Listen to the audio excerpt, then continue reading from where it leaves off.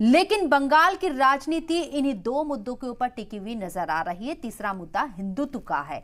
ममता बनर्जी के जरिए जो मुसलमानों की बात कही गई एनआरसी के जरिए, और मुख्तार अली साहब उस पर मोहर लगा रही हैं, ममता बनर्जी के लिए कितनी मुफीद होगी या फिर हाशिए पर ले जाएगी? सबसे पहली बात यह कि भारत में आपको अगर राजनीति करनी है तो किसी एक वर्ग के लिए आप राजनीति कर ही नहीं सकते। जैसे यदि मुस्लिम लीग की बात करें तो मुस्लिम लीग केरल में ही सीमित है, वो केरल से बाहर निकलकर पूरे देश में कहीं पर नहीं है। दूसरी बात हिंदू महासभा की, तो हिंदू महासभा भी कहीं दिखती नहीं है। पुराने जनसंघ की बात करें तो पुराना जनसंघ भी अपना विस्तार तभी कर सका जब भी उसने अपना रूप बदला और उसने अपना नाम बदलकर भारतीय जनता पक्ष कर दिया। तो ये बात सभी को समझनी होगी। ये जो अभी ममता बनर्जी हो या तेजस्वी यादव हो या फिर कांग्रेस हो, ये सब जो कर रहे हैं वो विपक्ष में सबसे बड़ा कौन विपक्ष बन सकता है, इसी की उनकी ये कोशिश है, प्रयास है कि सबसे बड़ा मुसलमानों का नेता कौन बन सकता है, कौन पक्ष है जो मुसलमानों की सबसे ज्यादा चिंता करता है।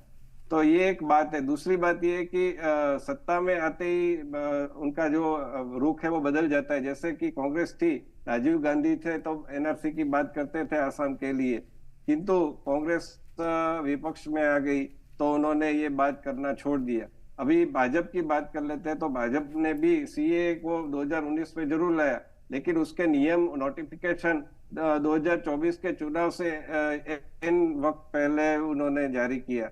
तो ये सब टाइमिंग देखते हैं और अपना रुख बदलते हैं। ये नहीं होना चाहिए। एक नागरिकत्व जो है वो एक विदेशी को नहीं मिलना चाहिए जो गैर कानूनी रूप से आता है। दूसरी बात ये कि यहाँ पर कोई ऐसा आ जाता है तो उसको अपने देश भेजने की प्रयास होना चाहिए, क्योंकि इससे हमारे जो करदाता है उस पर बर्डन बनता है। तो ये चुनावी मुद्दा एक तरह से हो ही नहीं सकता। और यदि करना चाहती है ममता बनर्जी तो उनको जरूर इस चुनाव में थोड़ा बहुत लाभ मिलेगा।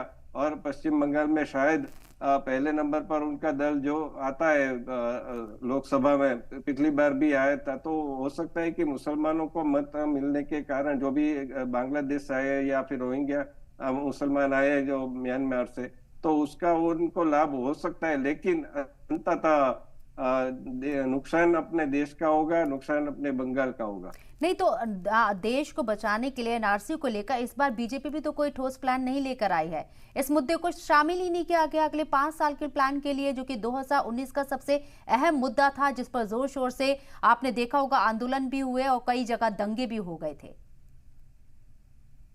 यही बात है ना कि इसको जो पूरे ढंग से बीजेपी भी प्रस्तुत नहीं कर पाई। जब भी शाहीन बाग का हुआ उससे पहले लोकसभा में जब ये लाया गया तो कांग्रेस ने जिस प्रकार, कांग्रेस या अन्य विपक्षी दलों ने, ओवैसी जी हो या दूसरा कोई भी हो, उन्होंने जिस प्रकार प्रस्तुत किया, और बीजेपी की तरफ से भी इसको ढंग से बात नहीं रखी गई। पहले आप जैसे त्रितलाक का कानून है तो वो लाने से पहले पूरी डिबेट हुई थी। कई बार हमने चैनलों पे डिबेट सुनी, कई बार कई पीड़ित महिलाओं की बातें रखी गई।